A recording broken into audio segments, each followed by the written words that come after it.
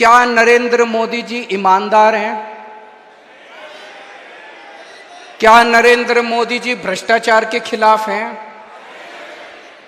मैं इनका एक भाषण सुन रहा था मोदी जी का 27 जून को भोपाल में एक रैली में प्रधानमंत्री जी ने कहा कि एनसीपी बहुत ही भ्रष्ट पार्टी है, एनसीपी के नेता बहुत ही भ्रष्ट हैं, 70,000 करोड़ रुपए का घोटाला कर दिया। और कुछ दिन के बाद जिन नेताओं को इन्होंने भ्रष्ट बोला वो बीजेपी में आ गए और उन्होंने उसको उप मुख्यमंत्री बना दिया महाराष्ट्र का। ये नरेंद्र मोदी की ईमानदारी है। इन्होंने वेस्ट बंगाल, पश्चिम बंगाल के अंदर एक नेता था शुभेंदु अधिकारी टीएमसी का, धो धो के इन्होंने गालियां दी। उसका नाम शारदा स्कैम में आया, उसका नाम Saradha chit fund scam, Narada scam, पता नहीं किस किस स्कैम में आया।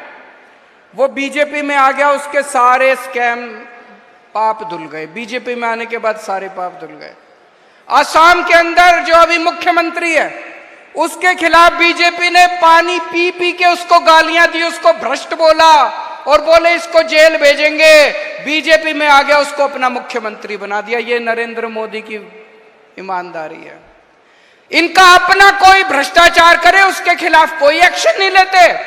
कर्नाटक में इनकी सरकार थी, कहते थे 40% कमीशन वाली सरकार है कि हर काम में 40% कमीशन खाती है। एक आदमी, एक बीजेपी का नेता कर्नाटक में जेल नहीं गया इनका। गुजरात में रोज इतने करप्शन हो रहे हैं, इतने घोटाले हो रहे हैं, एक आदमी जेल नहीं जाता इनका। रोज सुनते हैं कि अडानी को इन्होंने थोक के भाव सारा देश बेच दिया, कोई एक्शन नहीं होता इनका। तो इनका क्या मकसद है? केवल और केवल सीबीआई और ईडी को इस्तेमाल करके दूसरी पार्टियों के नेताओं को तोड़ के अपनी पार्टी के अंदर लाना। कोई ईमानदार नहीं है नरेंद्र मोदी, कोई भ्रष्टाचार के खिलाफ जंग नहीं छेड़ रहे हैं।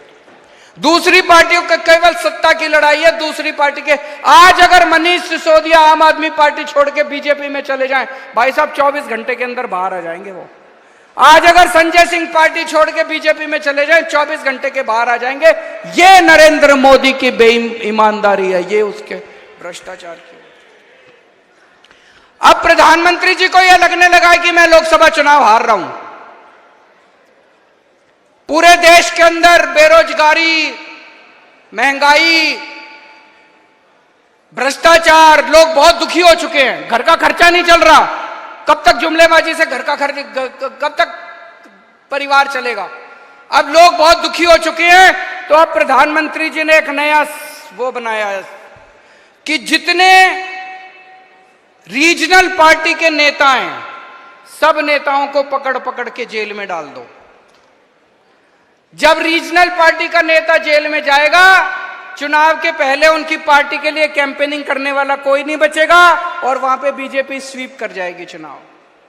तो केवल मेरा नहीं, इन्होंने मेरे को तो जेल में भेजने का प्लान कराई है कि केजरीवाल को जेल में भेज देते हैं। आम आदमी पार्टी चुनाव कैसे करेगी? केजरीवाल प्रचार कैसे करेगा? ममता बनर्जी को प्लान बना रखा है, ममता बनर्जी को जेल में भेज देते हैं, पश्चिम बंगाल में बीजेपी स्वीप कर जाएगी। तेजस्वी यादव का प्लान बना रखा है, तेजस्वी यादव को जेल भेज देते हैं, बिहार में स्वीप कर जाएंगे। हेमंत सोरेन को जेल भेजने का प्लान बना रखा है, हेमंत सोरेन को जेल भेज देते हैं, वहां पे स्वीप कर जाएंगे। अरे मोदी जी शर्म कर लो, ऐसे चुनाव जीतोगे आप? ऐसे चुनाव जीतोगे आप? एक बारी मैं उनको चैलेंज करता हूं, एक बार इन सबको जेल भेज के देखो, बीजेपी का पत्ता साफ ना हो जाए पूरे देश के अंदर।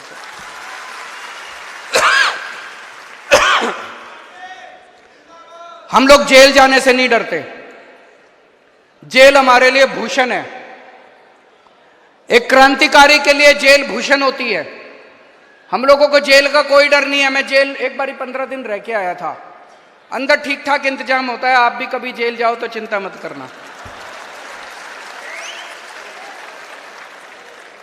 अगर भगत सिंह इतने दिन जेल रह सकते हैं, मनीष सिसोदिया 9 महीने जेल रह सकता है, सतिंदर जैन 1 साल जेल रह सकता है, तो मेरे को जाने में क्या दिक्कत है? मैं भी चला जाऊंगा, मेरे को जेल जाने का फर्क नहीं पड़ता। लेकिन हमारे सामने प्रश्न है और हमें सत्ता का लालच नहीं है। 49 दिन के बाद इस्तीफा दिया था। कोई अपनी चौकीदार की नौकरी से इस्तीफा नहीं देता। किसी ने मेरे से इस्तीफा मांगा नहीं था 49 दिन के बाद। मुझे लगता है दुनिया का पहला मुख्यमंत्री हूं जिसने अपनी मर्जी से 49 दिन के बाद इस्तीफा दे दिया था। इस्तीफा मैं अपने जूते की नोक पे लेके चलता हूं। मेरे को कोई मुख्यमंत्री की कुर्सी का लालच नहीं है।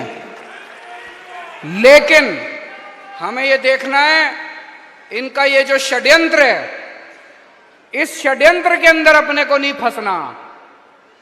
तो मुझे इस्तीफा देना चाहिए या मुझे जेल से सरकार चलानी चाहिए, इस बारे में मैं अलग अलग लोगों से सबसे चर्चा कर रहा हूं। इस बारे में मैंने अपने सारे विधायकों से भी चर्चा की थी, फिर सारे काउंसलर से चर्चा की, आज मैंने सारे वॉलंटियर्स के साथ चर्चा की है और अब आप लोगों की जिम्मेदारी लगा रहा हूं मैं। दिल्ली की जनता ने हमें बहुत प्यार दिया है। हम दिल्ली की जनता की मर्जी के बिना कुछ नहीं करेंगे। जो दिल्ली की जनता कहेगी हम वही करेंगे, है कि नहीं है? तो अब आप लोगों को दिल्ली में घर घर जाना है। घर घर जाके जनता से पूछना है क्या करना चाहिए। नुक्कड़ सभा करनी है। जैसे आपको याद है जब सबसे पहले हमारी सरकार बनी थी 28 सीट आई थी, हमें कांग्रेस से समर्थन लेना है कि नहीं लेना, हमने जनता से पूछा था। जनता ने कहा ले लो, हमने ले लिया। अभी ये भी एक वैसा ही, हम दोराहे के ऊपर खड़े हैं, पार्टी दोराहे के ऊपर खड़ी है। आप लोगों को घर घर जाना, जाएंगे सब लोग, समय देना पड़ेगा, मेहनत करनी पड़ेगी। अगले 10 से 15 दिन के अंदर हमें पूरी दिल्ली छान मारनी है। घर घर में जाना है, जनता से पूछना है कि क्या इस्तीफा देना चाहिए या जेल से सरकार चलानी चाहिए। जो जनता कहेगी, जनता का हुक्म हमारे सर माथे पर। और एक बात, आज से यह सोच लेना कि लोकसभा के चुनाव का प्रचार शुरू हो गया। यही लोकसभा के चुनाव का प्रचार है। एक एक घर में जाके इनकी बीजेपी की और नरेंद्र मोदी की पोल खोलनी है। आपको एक एक घर में जाके नुक्कड़ सभाएं करनी है, उनके अंदर इनकी पोल खोलनी है। मैं जेल के अंदर रहूं या जेल के बाहर रहूं, इस बार दिल्ली की एक भी सीट लोकसभा की बीजेपी को नहीं आनी चाहिए।